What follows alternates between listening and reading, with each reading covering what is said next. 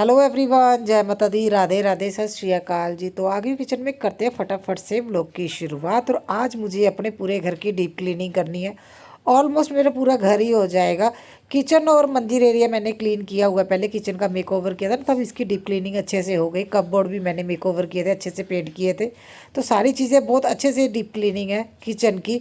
मगर मुझे मेन बाकी पूरा अभी घर है ना, देखिए क्लीन करना है। रीज़न यही है भी, देखिए गर्मी आने से पहले और सर्दियाँ आने से पहले आप लोगों को पता है भी, मैं ना घर की डीप क्लीनिंग कर देती हूँ। अभी वह टाइम भी है, बेटी घर पे है, देखिए उसके एग्ज़ाम हो गए हैं, घर पे है तो थोड़ी हेल्प हो जाती है।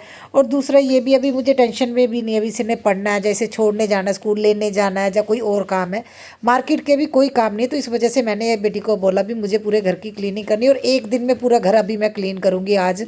तो थोड़ी बहुत मेरी है ना जैस्मिन भी हेल्प करती रहेगी। इस वजह से फिर मैं सुबह उठी और फटाफट अभी हस्बैंड के लिए मैं लंच रेडी कर रही हूँ।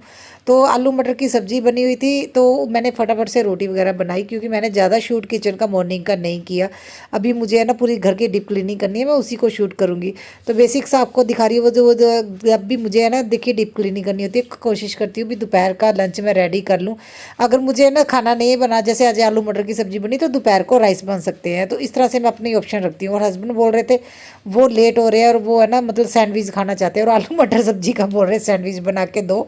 मैंने फटाफट से आलू पीस के है ना, मतलब ग्रेवी थोड़ी गाढ़ी की, उसमें से आलू मटर निकाल के मैंने इस तरह से सैंडविच बना के दे रही हूँ। वो क्योंकि इसे ना उनको खाना ईजी हो जाता है। बोल रहे जब ब्रेड के साथ सब्जी खाते हैं ना तरी वाली, तो हाथ गंदे हो जाते हैं। और हल्दी के मुझे ना पूरे घर की डीप क्लीनिंग करनी है, क्योंकि अभी गर्मियाँ शुरू हो जाएंगी और ज़्यादा गर्मी में क्लीनिंग करना मुश्किल हो जाता है। और मैं जैसे पंखे वगैरह ये सारे क्लीन करूँगी, एसी के फिल्टर भी क्लीन करने वाले, हल्के हल्के से जाले लगने शुरू हो गए हैं। तो जैस्मिन ने अपना स्टडी टेबल तो है ना क्लीन कर लिया था, तो ये एरिया भी क्लीन है। जाले वगैरह निकाल के ना जो क्लीनिंग करने वाली है वो कर दूंगी, क्योंकि किचन तो मेरा क्लीन है। इसका भी कुछ टाइम पहले ही मैंने मेकओवर किया था। और लिविंग रूम को भी सेट करना है।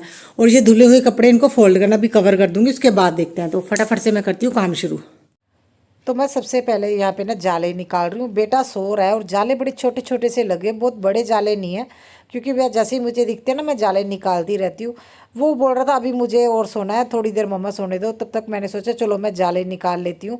तो मैं साइडों साइडों से जितने भी जाले हैं ना, लिविंग रूम में, मंदिर एरिया में, और है ना बेडरूम में, मैंने लॉन्ड्री और बाथरूम एरिया भी अच्छे से मतलब जाले निकाल दिए। जितने भी थे पूरे घर के जाले एक साथ ही आज निकाल दूंगी।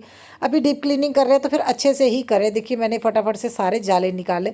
और जब से मैंने ये जाले निकाले वाला स्टील का ये बहुत बढ़िया। एक तो इसका ना जो हैंडल है वो बहुत बड़ा है, आराम से फ्लोर पे खड़े होकर ना छत तक जाते हैं। और हमारी छत की हाइट भी 11 फीट है। नॉर्मली मैंने देखा है 10 फीट के करीब होती है, हमारी 11 फुट के करीब है ना छत है। हाइट बहुत ज़्यादा है, तो ये आराम से इससे क्लीन होता है। मैंने ये अभी है ना लिया था, तो मुझे ये बहुत अच्छा लगता है। मैंने दिवाली की क्लीनिंग में लिया था, क्योंकि मुझे जो पहले वाले होते थे ना, जो एडजस्ट होती है पाइप, उससे बड़ी दिक्कत थी, वो बेंड भी हो जाती थी। तो अब मैंने इस तरह का लिया था, और काफ़ी अच्छा है। ये हमने लोकल से ही लिया था, तो बड़ा बढ़िया रहा। तो बेटा उसने थोड़ी देर सोया, फिर मैंने बोला उठा दो, तो इसे ये उठ गया था और इसे अच्छे से कवर किया था मैंने कंफर्टर के साथ। फिर बेडशीट मैंने धुलने वाली ऊपर बिछाई। और जो मेन डस्टिंग का काम है ना, अच्छा ये जो लाइट है ना, वाकई में ये बहुत अच्छी लगती है जब जलती है, मगर इसके अंदर जाले बहुत लगते हैं। और इसका डिज़ाइन इस तरह का भी, साइडों पे डस्ट भी बैठ जाती है। पहले तो मैं इस तरह से डस्टर से अच्छे से है ना डस्ट निकाल दूंगी। और इस बार मैंने एसी को कवर नहीं किया। मुझे एसी के ना जो कवर थे, पता नहीं मैंने कहाँ पे रख दिए, मुझे याद ही नहीं आ रहा। तो मुझे वो मिले ही नहीं थे विंटर के टाइम, तो मैंने ना इसे कवर नहीं किया था। वैसे तो देखिए विंटर में इतनी डस्ट नहीं होती, फिर भी होती है। तो मैं आज आप लोगों को दिखूँ, क्योंकि एक तो मेरा ना किचन भी सेंटर में, इस वजह से थोड़ी है ना डस्ट भी आती है, ऑयलिंग हो जाती है। तो मैं इसे क्लीन करने की कोशिश कर रही थी। ये जो है ना मेरा वॉलपेपर है, मेरा हाथ ही नहीं पहुंच रहा, तो ऊपर की साइड ज़्यादा गंदी थी, वीडियो में नहीं दिख रहा, नहीं तो है ना इसके ऊपर गंदगी जमती रहती है। क्योंकि मेरा किचन है ना सेंटर में है और पूरा घर बंद रहता है।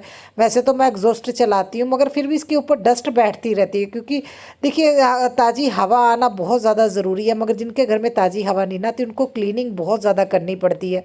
तो मेरे है ना देखिए बालकनी से है ना हवा तो अंदर आती है, मगर बेडरूम का पूरा एरिया, जो लॉन्ड्री एरिया बंद है ना, जिस वजह से क्या इस साइड में ज़्यादा हवा नहीं आती है। तो यहाँ पे आप लोगों को मैं दिखा रही हूँ, देखिए फिल्टर के हाल। मैंने एसी के फ़िल्टर निकाले, तो इससे ज़्यादा देखिए मेहनत वाला काम नहीं है। वैसे मुझे लगता है ना, जितना आप है ना एसी के फ़िल्टर जल्दी क्लीन करते हो, एसी की लाइफ ज़्यादा बढ़ती है। तो लाइट चली गई थी, फिर लाइट भी आ गई। और मैं सच बताऊँ तो जब भी हमारे यहाँ पे सर्विस करने आते हैं ना भैया, तो वो बोलते भी आपका एसी बहुत अच्छा है, कंडीशन बड़ी अच्छी है। क्योंकि मैं टाइम टू टाइम इनके फ़िल्टर क्लीन करती रहती हूँ ना।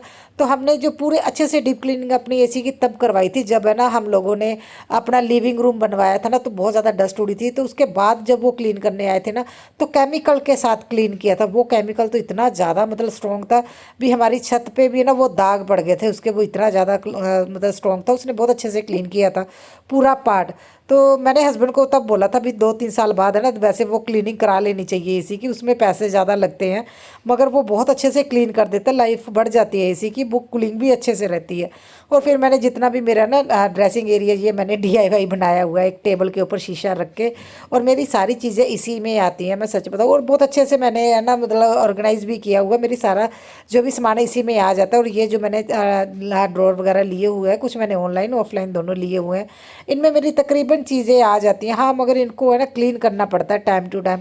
क्योंकि होता क्या है, जैसे मैं यूज़ करती हूँ, बेटी यूज़ करती, कभी मैं इस साइड को रख देती हूँ, दूसरी साइड कभी बेटी रख देती है।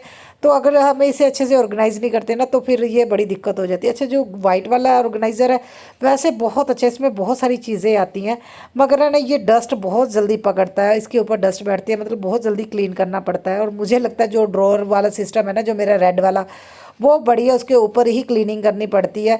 तो ये वाइट वाला के सारा सामान निकाल के फिर मुझे क्लीनिंग करनी पड़ती है। तो मैं यहाँ पे कुछ इस तरह का ऑर्गेनाइज़र रखूँगी। मैं ना अपना मतलब ड्रेसिंग एरिया भी थोड़ा सा चेंज करूँगी आने वाले टाइम में, फ़िलहाल तो अभी कुछ नहीं बता सकती। तो मेरे पास ड्रेसिंग टेबल मेरी मदर इन लॉ का है, वो बाथरूम में मैंने लगवाया हुआ है। वहाँ पे मैं अपना एक्स्ट्रा सामान रखती हूँ, जितना भी है ना लॉन्ड्री एरिया का सामान होता है वहीं पे रहता है। तो वो मैं सोच रही हूँ भी उसको है ना मैं अंदर कहीं पे एडजस्ट करवाऊँ, जब कभी कोई मिस्त्री आएगा ना तो तब मैं वो देखूँगी। और यहाँ पे भी इस साइड पे हस्बैंड की साइड है ये वाली, इस साइड पे भी मैं सारा अच्छे से क्लीन कर दूँगी। और कुछ चीज़ें है ना यहाँ से निकालने वाली, जैसे ये लाइट वगैरह ख़राब हो गई थी, जो मैंने लाइट लगाई थी वो ख़राब हो, वो मैंने निकाल दी है। और उसके बाद यहाँ पे थोड़ी सी है ना जो भी चीज़ें संभालने वाली वो संभाल दूँगी, और जो चीज़ें निकालने वाली वो फेंक दूंगी। और इसमें है ना क्या पेपर है ना इतने ज़्यादा है, हस्बैंड के आके रख देते हैं ना, तो बताते ये काम किया है कि नहीं। और मैं उनके पूछे बिना ऐसे कोई भी पेपर नहीं फेंकती हूँ, तो वो ये वाला बॉक्स भर जाता है। तो वो अभी फिर से मैं इनकी डस्ट वगैरह निकाल के इन्हीं में मैं रख दूँगी, इसी बॉक्स में मैं रख दूँगी।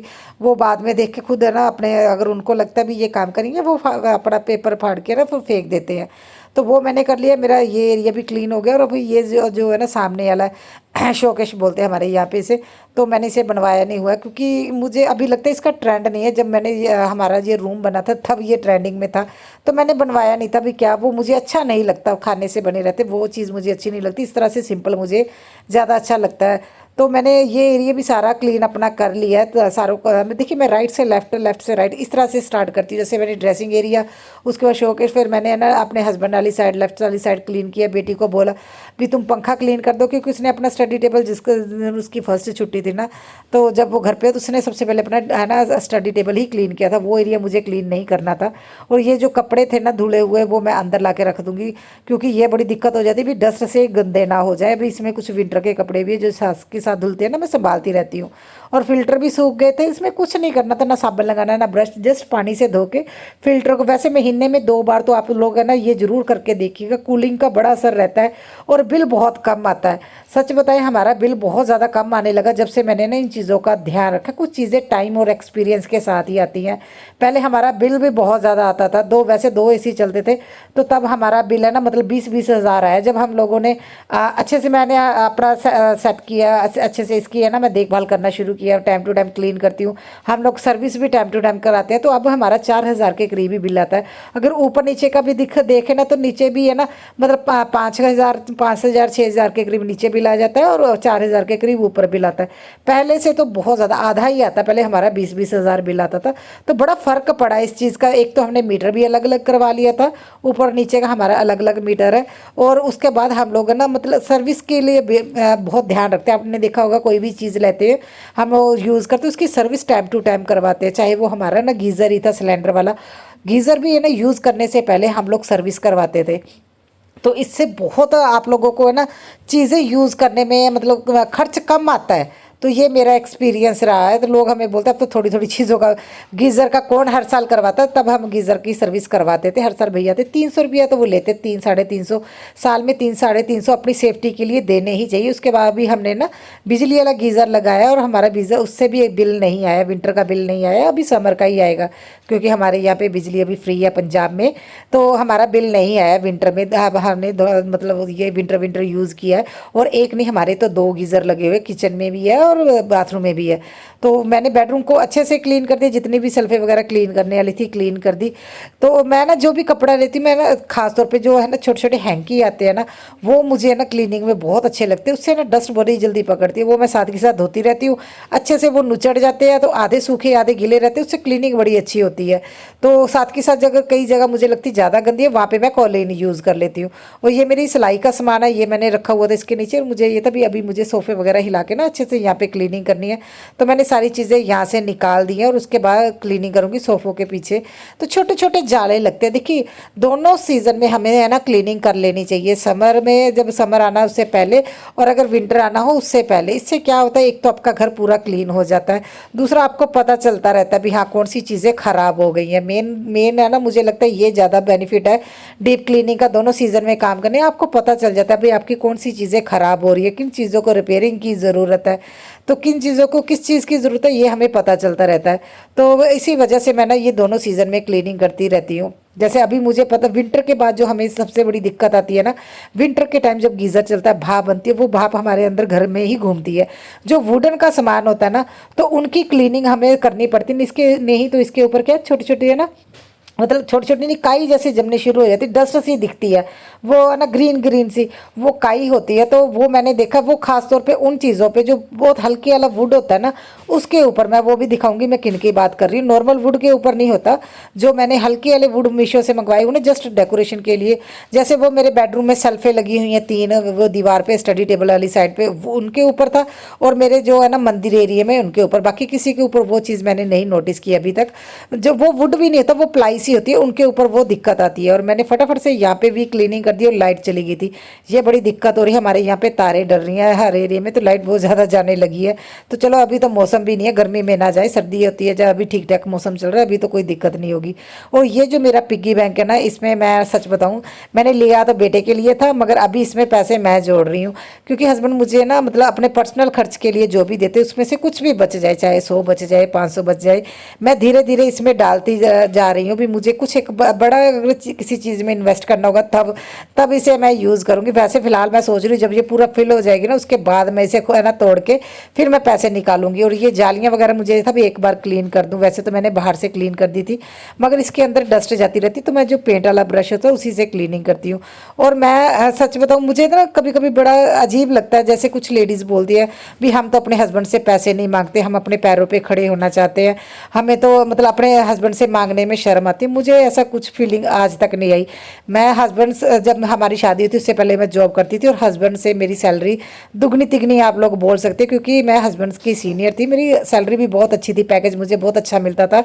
मगर जब शादी हुई, मैंने से अपना ना जॉब छोड़ी, तो उसके बाद मुझे कभी ये चीज़ फील नहीं हुई है भी मुझे हस्बैंड से मांगने पड़ रहे हैं। तो ये फीलिंग नहीं होनी चाहिए। हमने शादी की है, वो हमारा लाइफ पार्टनर है, तो उनसे मांगने में क्या शर्म है। सच बताऊँ मुझे नहीं समझ में आई जो लेडीज़ ऐसे बोलती हैं।